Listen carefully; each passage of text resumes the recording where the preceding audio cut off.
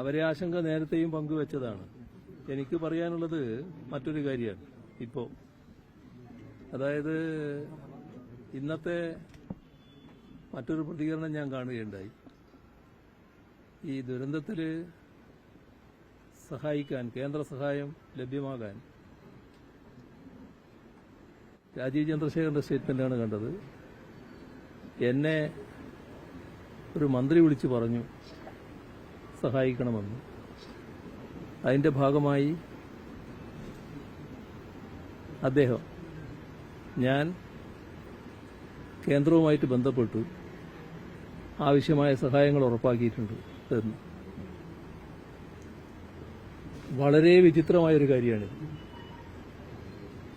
നിങ്ങൾ മാധ്യമപ്രവർത്തകരായാലും ഈ കേരളത്തിൽ ജീവിക്കുന്നവരായാലും കഴിഞ്ഞ കാലത്ത് നമ്മുടെ കേരളം നേരിട്ട അതിരൂക്ഷമായ പ്രകൃതി ദുരന്തങ്ങളിൽ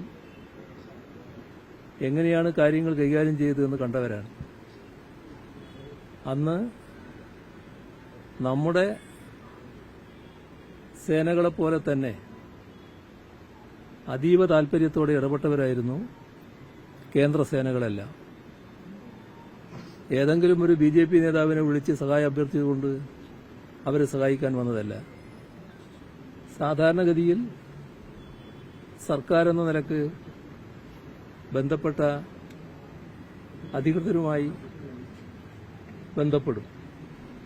അങ്ങനെ വരുമ്പോൾ ആവശ്യമായ നടപടികൾ പെട്ടെന്നുണ്ടാവുക എന്നുള്ളതാണ്. ഇപ്പോൾ സംസാരിക്കുമ്പോൾ അവരുടെ മൂത്ത മകൾ നേവിയെ ബന്ധപ്പെടുന്ന കാര്യം എന്നോട് പറയുകയുണ്ടായി. നേവിയുടെയൊക്കെ അധികൃതരെ ബന്ധപ്പെട്ടാൽ അപ്പം തന്നെ പ്രതികരിക്കുന്ന നിലയാണുണ്ടാകാറ്. നമ്മൾ ദുരന്തങ്ങൾക്ക് ശേഷം അവരുടെ സ്തുത്യർഹമായ സേവനം പരിഗണിച്ചുകൊണ്ട് പ്രത്യേകമായ അഭിനന്ദനങ്ങൾ തന്നെ രേഖപ്പെടുത്തിയതാണ്. ഇതെല്ലാം പരസ്യമായി നടന്ന കാര്യങ്ങളാണ്. അങ്ങനെ നടക്കേണ്ട ഒരു കാര്യത്തിൽ എന്തിനാണ് ഒരു രാഷ്ട്രീയ പാർട്ടിയുടെ നേതാവിനോട് അഭ്യർത്ഥിച്ച്, ഒരു മന്ത്രി അഭ്യർത്ഥിക്കുക എന്ന് പറയുമ്പോൾ മുഖ്യമന്ത്രിയുടെ നിർദ്ദേശമില്ലാതെ മന്ത്രി അങ്ങനെ അഭ്യർത്ഥിക്കില്ലല്ലോ. അപ്പോൾ മുഖ്യമന്ത്രി നിർദ്ദേശിച്ച് മന്ത്രി അഭ്യർത്ഥിക്കുന്ന നില ഉണ്ടായി എന്നാണ് കാണേണ്ടത്. എന്തിനാണ് അങ്ങനെ ഒരു നിലപാടിന് പോയത് എന്ന് മനസ്സിലാകുന്നില്ല. ഇവിടെ നമ്മുടെ സംസ്ഥാനത്തിലെ ഡിപ്പാർട്ട്മെന്റുകൾക്ക്, ഇവിടെയുള്ള ഉദ്യോഗസ്ഥ പ്രമുഖർക്ക് ഇത്തരം കാര്യങ്ങളിൽ എന്ത് ചെയ്യണമെന്ന് അറിയാത്തതല്ല. നേരത്തെ മുതൽക്ക് അത്തരം നടപടികൾ നിരവധി ഘട്ടങ്ങളിൽ സ്വീകരിച്ചിട്ടുള്ളതാണ്. ആ നടപടികൾ സ്വീകരിക്കുമ്പോൾ അതിന്റെ ഭാഗമായുള്ള ഇടപെടലുകളും ഉണ്ടായിട്ടുണ്ട്. അതിനൊന്നും വേറെ ഏതെങ്കിലും തരത്തിലുള്ള ഒരു പക്ഷപാതപരമായ സമീപനം ഉണ്ടായി എന്ന് നമുക്ക് തന്നെ ആക്ഷേപം ഉന്നയിക്കേണ്ടി വന്നിട്ടില്ല ഭൂതകാലത്ത്. ഇവിടെ ആവശ്യമായ നടപടികൾ സ്വീകരിക്കുന്നതിന് യഥാസമയം കഴിഞ്ഞില്ല എന്നുള്ളതാണ് ഏറ്റവും വലിയ തകരാറ്. അതിന്റെ ഭാഗമായുള്ള ഇടപെടലുകളുണ്ടായില്ല. ഗൌരവത്തിൽ കാണുന്ന അവസ്ഥയുണ്ടായോ എന്നുള്ള സംശയമുണ്ട്.